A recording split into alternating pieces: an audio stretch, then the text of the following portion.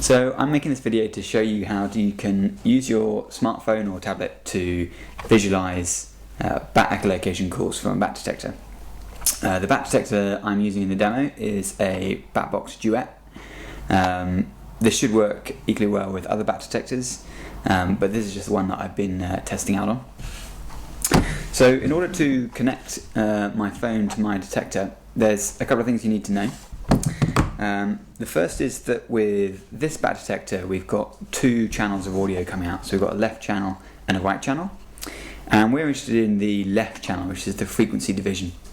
So a smartphone can't sample audio at a very high rate, so that means that it cannot record ultrasound directly, but because the bat detector is using frequency division, the audio frequency that's coming out is within the sampling rate of my smartphone. So I use one of these. This is a stereo to mono converter. So stereo comes in this side, and then it splits the left and right channel to two mono ports here. I stuck a little bit of tape on the left channel so I know which one that is, and that goes in here. So now what's coming out of this side is just the frequency division output that I want. From the smartphone end of things, we're going to use the microphone capabilities of the headphone socket here, and this is expecting a microphone that you might get on the lapel part of your headphones. So it's expecting to send power to that microphone. Now this the Batbox Duet and all bat detectors are powered. So in order to get over that mismatch, we're going to use this cable. This takes the headphone jack that goes into a smartphone or tablet, which has the microphone and the left and right audio channels in it, and it splits it into the microphone component and the audio component. This cable also has an attenuation bit of gear in it, which stops the power that the phone's trying to send to the microphone, and that's key. There's a link to this and all the other bits of cable in the description below. So this goes into our phone, and then all we need to do is connect these two up. So I've just got a standard stereo jack to jack cable. This works. You can also get little connectors, which are basically just this sort of bit up here. Again, links in the description below. So this goes into the green bit here, and this comes into the left channel, like that.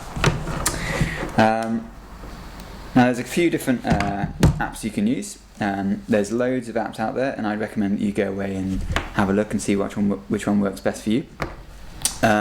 This is an iPhone 4S.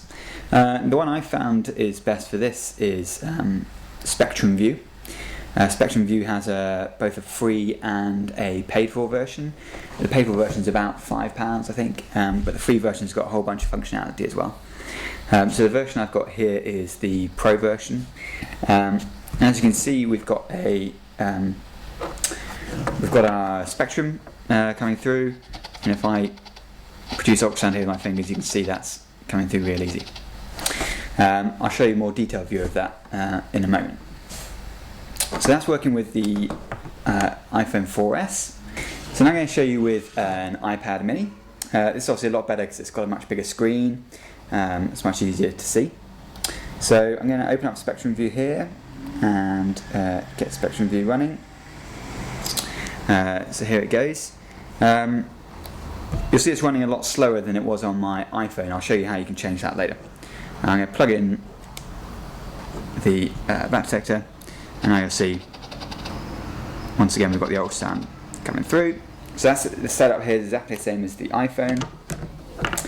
So now I'm going to show you the Motorola G. So this is an Android phone. Obviously the previous two were Apple, and the app you're going to use here is slightly different. It's called Spectral View. The app we used on the Apple devices is called Spectrum View. Again, links below. This one also has a premium and a free version. What we can see here is the output from the internal microphone on the phone. So this is just my voice. Again, with exactly the same cables, we just plug that into the headphone socket. This takes a couple of seconds just to register that we've got a new input here. So now we've got the input coming in from the bat detector, and if I twizzle my fingers, you can see that coming through. So now we're going to look at these apps in a little bit more detail. So I'm going to show you a spectrum view here on my iPhone. I've got the Pro version on here, so it's got a few additional features. This little button here lets you make the screen bigger and smaller, which is quite handy. If you get an interesting call at some point, you can just hit the pause button, and then you can investigate that. You can expand the y-axis here, the frequency spectrum. If you tap on the screen, it gives you a readout for that position, giving you the kilohertz out with your species ID. You can also look at the spectrum analyzer. So this gives you a frequency spectrum. So you've got the frequency range along here, and amplitude up the side. So you can also record things you hear on here as well. So if we go to the recording tab, where you can hit record, and that will start recording. I turn my detector off there. So we can record stuff coming through. Now once we've captured what we want to, we just go back into recording and hit stop. And if we want to see that again, we can just scroll down and hit play, and that'll play back the recording that we had. So you can see here me rustling my fingers together. We can go into this playback tab, and we could scroll to a certain time point we're interested in. We can rename it, so here it's got a rather unimaginative name of recording number 5. So we can rename that whatever we want to. Let's call that test. And then it appears here in my list of saved recordings. So you can save a whole bunch of recordings onto your phone, obviously given the memory that you've got on your phone. Here's a 45 pip that I heard not long ago. So you can get some sort of decent recordings on here. If you want to share your recordings, you can go here into the playback menu, onto the recording that I'll just stop playing it, onto the recording you're interested in, and then you can share it by uploading it to SoundCloud. So if you've got a SoundCloud account, which I do, you just log in and then you can upload it. So that's really nice for sharing stuff. You can also go further across. We've got more stuff here. We've got settings. This is where you can change things that influence how quickly the spectrogram scales across. So you'll see mine was moving across pretty quickly there when we were recording, which isn't the default settings.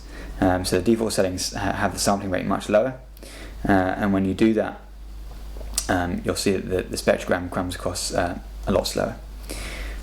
So I find having that sampling rate right up the top, and that gives you a really fast spectrum, which is good. And you can change all sorts of other things here to do with visualization and all sorts. I'll let you can play with that. Also with the playback menu, it's worth saying that you can view stuff here in your you can view stuff here that's in your sort of saved folder for spectrum view.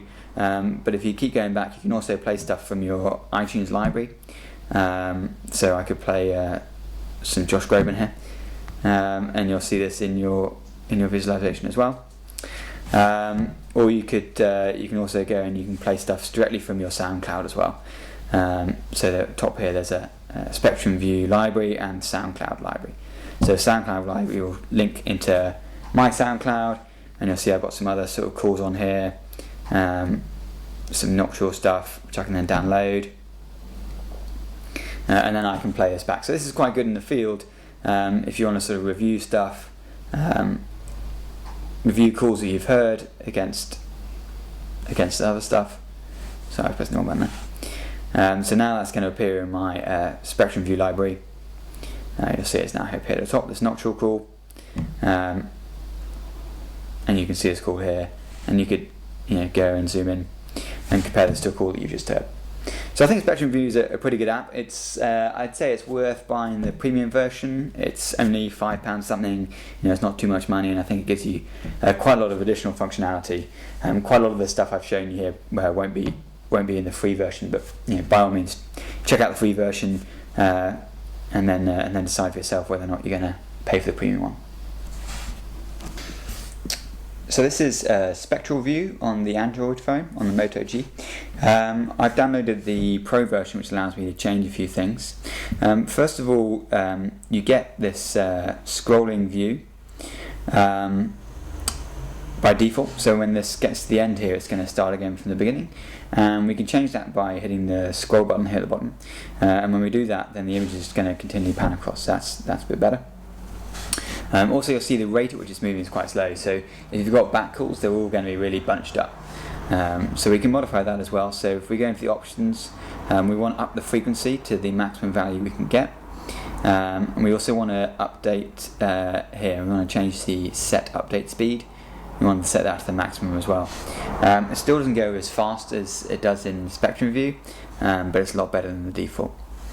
It's got a cool functionality which Spectrum View doesn't have on the Apple, which is this max value.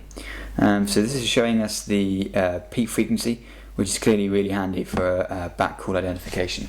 I've not used this out in the field yet, but I imagine that's a pretty cool feature to have. The other thing we can do in here is to save the picture. So if we had a back call, we wanted to save it, we can save that spectrogram here. So unfortunately this doesn't have the ability to record like Spectrum View does. It doesn't have the ability to share on SoundCloud that Spectrum View does. But it's still pretty good. Pretty nice visualization tool with this peak frequency feature here is pretty nice. So that's pretty much all for Spectral View. Feel free to download it and have a play.